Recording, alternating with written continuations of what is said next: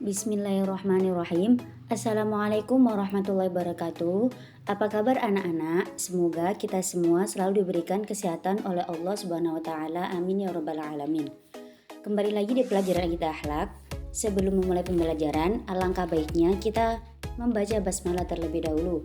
Bismillahirrahmanirrahim. Materi kita kali ini yaitu hidup mulia dengan menghormati orang tua dan guru.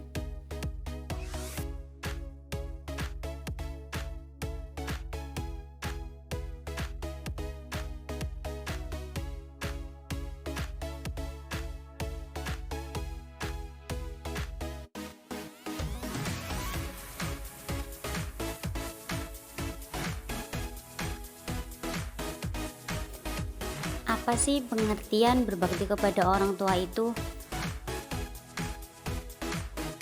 Dalam bahasa Arab, berbakti kepada orang tua biasa disebut dengan birrul walidain. Birrul walidain mempunyai arti berbuat kebaikan terhadap orang tua. Jadi, kita sebagai anak harus berbuat baik kepada kedua orang tua kita. Selanjutnya yaitu dalil kewajiban berbakti kepada orang tua. Terdapat pada Quran Surat Al-Isra ayat 23-24. A'udzu billahi minasyaitonir rajim. Bismillahirrahmanirrahim.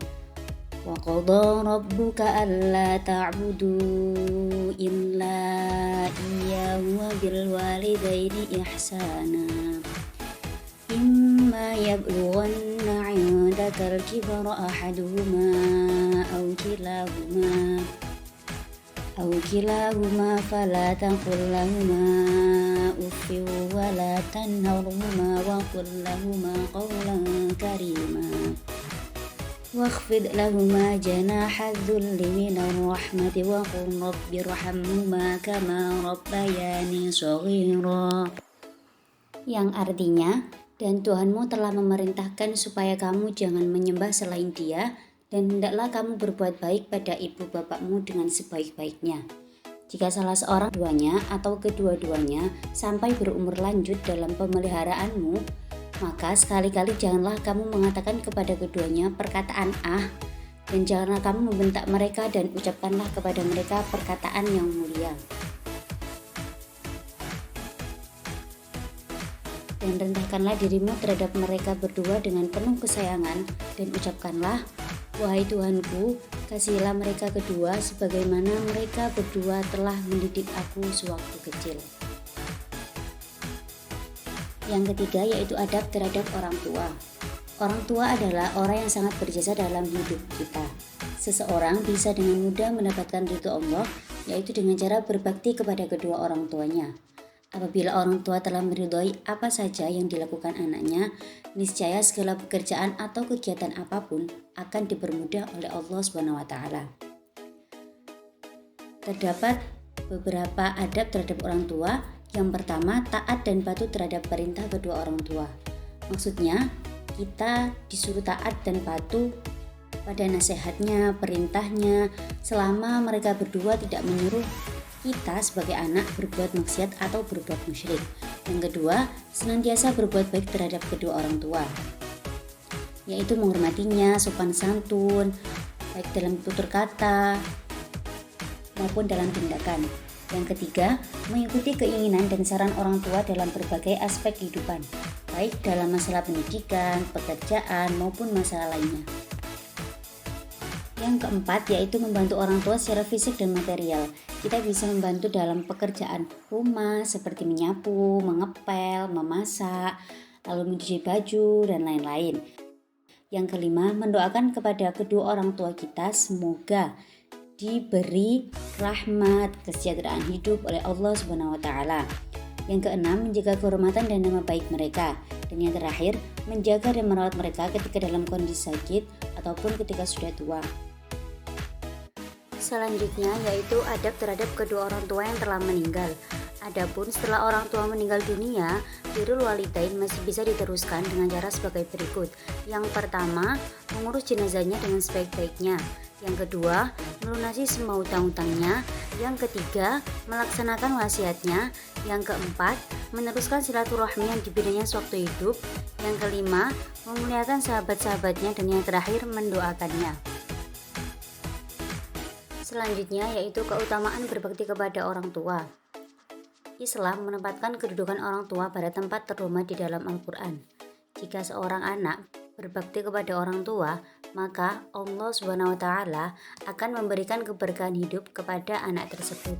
Akan tetapi, sebaliknya, jika seorang anak durhaka kepada ibu bapaknya, Allah SWT akan menyulitkan jalan hidupnya. Adapun keutamaan berbakti kepada orang tua diantaranya sebagai berikut. Yang pertama, amalan yang paling utama. Yang kedua, ridho Allah SWT tergantung keridhoan orang tua. Yang ketiga, penghapus dosa besar. Yang keempat, taat kepada orang tua adalah salah satu sebab masuk surga. Yang kelima, berpahala hijrah. Yang keenam, dipanjangkan umurnya dan ditambahkan rezekinya. Dan yang terakhir, doanya dikabulkan. Akibat durhaka kepada orang tua. Anak yang tidak berbakti kepada orang tua disebut anak yang durhaka. Allah SWT sangat membenci perbuatan durhaka kepada orang tua. Perbuatan durhaka kepada orang tua akan merugikan diri sendiri, baik di dunia maupun di akhirat. Berikut akibat durhaka kepada orang tua. Yang pertama, mendapatkan murka Allah SWT. Yang kedua, diharamkan masuk surga. Yang ketiga, mendapat azab di dunia dan di akhirat. Yang keempat, menghambat rizki. Dan yang terakhir, tidak diterima sholatnya. Apa sih pengertian guru itu? Guru adalah poros utama pendidikan. Secara umum, tugas guru adalah mengajar murid-murid agar memiliki pengetahuan dan keterampilan dalam masing-masing bidang pelajaran. Selain itu, guru juga mempunyai tanggung jawab dalam mendidik siswa agar mempunyai sikap dan tingkah laku baik di lingkungan sekolah maupun di lingkungan masyarakat. Selanjutnya yaitu adab murid kepada guru. Guru adalah orang tua kedua, yaitu orang yang mendidik murid-muridnya untuk menjadi lebih baik sebagaimana yang diridhoi Allah SWT. Sebagaimana wajib hukumnya mematuhi kedua orang tua, maka wajib pula mematuhi perintah para guru selama perintah tersebut tidak bertentangan dengan syariat agama. Adapun adab yang dilakukan seorang murid, yang pertama, memuliakan, tidak menghina atau mencaci maki guru. Yang kedua, mendatangi tempat belajar dengan ikhlas dan penuh semangat. Yang ketiga, dia memperhatikan ketika guru sedang menjelaskan. Yang keempat, bertanya kepada guru apabila ada sesuatu yang belum dia mengerti dengan cara baik. Yang kelima, mengikuti pendapat dan petunjuk guru. Yang keenam, memberi salam terlebih dahulu apabila kita berjumpa dengan beliau. Yang terakhir yaitu memandang gurunya dengan keagungan dan meyakini bahwa gurunya itu memiliki derajat yang sempurna. Selanjutnya, keutamaan menghormati guru. Guru adalah pewaris para nabi yang memberikan ilmu kepada kita tanpa mengharapkan imbalan apapun. Oleh sebab itu, guru disebut juga pahlawan tanpa tanda jasa. Adapun keutamaan menghormati guru, yang pertama, ilmu yang diperoleh akan menjadi lebih berkah dalam kehidupan kita. Yang kedua, akan lebih mudah menerima pelajaran yang disampaikan. Yang ketiga, ilmu yang diperoleh dari guru akan menjadi bermanfaat bagi orang lain. Yang keempat, akan selalu didoakan oleh guru. Yang kelima, akan membawa berkah, memudahkan urusan, serta dianugerahi nikmat yang lebih dari Allah SWT. Dan yang terakhir, diangkat derajatnya oleh Allah SWT.